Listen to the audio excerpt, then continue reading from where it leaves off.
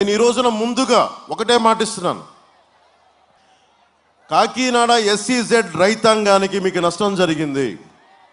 నేను ఒకటే చెప్తా ఉన్నా, అరబిందో వాళ్ళు కానీ ఎవరు ఇచ్చినా కానీ పార్టీ ఫండ్ ఎవరి దగ్గర నుంచి నేను తీసుకోలేదు. మీరు అది నమ్మాలి. ఎందుకంటే నాకు అలాంటి ఫండ్స్ నేను తీసుకోను. ఎందుకంటే మీరు గుండెల్లోంచి ఇచ్చిన రూపాయే నాకు 1,00,000 రూపాయలతో సమానం.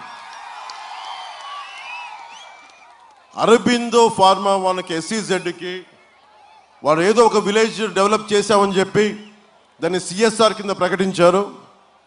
అలా కాకుండా ప్రతి రైతుకి న్యాయం జరిగే వరకు ప్రతి ఒక్కరికి వారు ఏ ఉద్దేశంతో అయితే అది ఇవ్వబడిందో పెట్టబడిందో, ముఖ్యంగా రైతాంగం నష్టపోయింది, నష్టపోయిన రైతులకి నష్టం పూరించేలా, అలాగే ఏ పరిశ్రమల కోసం అయితే త్యాగం చేయబడిందో ఆ భూముల్లోకి పరిశ్రమలు వచ్చేలాగా మేము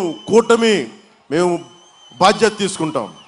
ఇక్కడ ముఖ్యంగా పిఠాపురానికి సంబంధించి వర్మ గారు ఉన్నారు, నేను ఉన్నాను, కేంద్రంలో మన కేంద్రంలో నరేంద్ర మోదీ గారు ఉన్నారు, రాష్ట్రంలో చంద్రబాబు గారు ఉన్నారు, ఇక్కడ కృష్ణరాజు గారు ఉన్నారు, మన ఎంపీ అభ్యర్థి తంగెళ్ళ ఉదయ్ శ్రీనివాస్ ఉన్నాడు.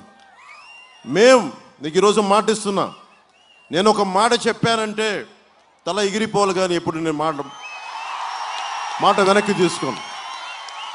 తప్పు జరిగితే నేను ఇదే సభల్లోకి వచ్చి నా వల్ల తప్పు జరిగింది, నన్ను క్షమించమంటే మీరు రాళ్ళు ఇచ్చినా నేను తీసుకుంటాను. నేను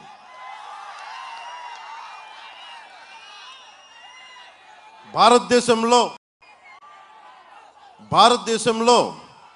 10 ఏళ్ల పాటు నేను ఎందుకు నిలబడగలను, బలంగా గట్టిగా ఎందుకు నిలబడగలను అని చెప్పడానికి ఒకటే మాట. 10 ఏళ్ల పాటు, దశాబ్దం పాటు ఒక్క పదవి లేకుండా, ఉన్న ఎమ్మెల్యే కూడా వెళ్ళిపోయిన దశాబ్దం పాటు భారతదేశంలోనే ఒక రాజకీయ పార్టీ నడిపింది, అది నేనే నడిపాను.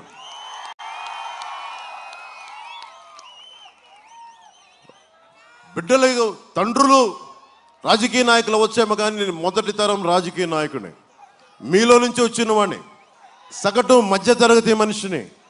నాకు ఆ కష్టం తెలిసి నాకు ఎలా ఉంటుందో, నేను మీ కష్టాలకు నా భుజం కాసేస్తాను. మీ అందరికీ నా డబ్బు, నా శ్రమ, దశాబ్దంన్నర కాలం నా జీవితం, ముఖ్యంగా ఆఖరి దశాబ్దం ప్రజల కోసం, తెలుగు ప్రజల కోసం, ముఖ్యంగా ఆంధ్ర ప్రాంత ప్రజల కోసం మొత్తం ధారపోసాను.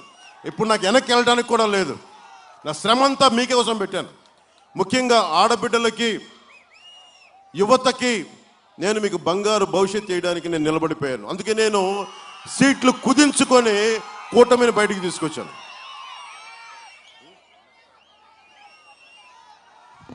ఒక క్షణం వెనక్కి వెళ్ళి మాట్లాడొస్తాను.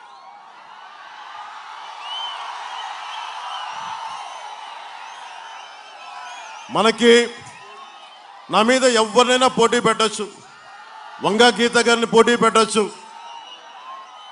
నా పోటీ మాత్రం జగన్ తోటే నా పోటీ. ఎందుకు పోటీ?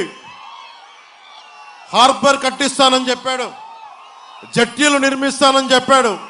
అవేమీ నిర్మించిన కాడికి అలాంటి వ్యక్తి ప్రభుత్వం కానీ, వారి ప్రతినిధులు కానీ, వారి ఎమ్మెల్యే అభ్యర్థులు కానీ, వారి ఎంపీలు కానీ అర్హత లేదు.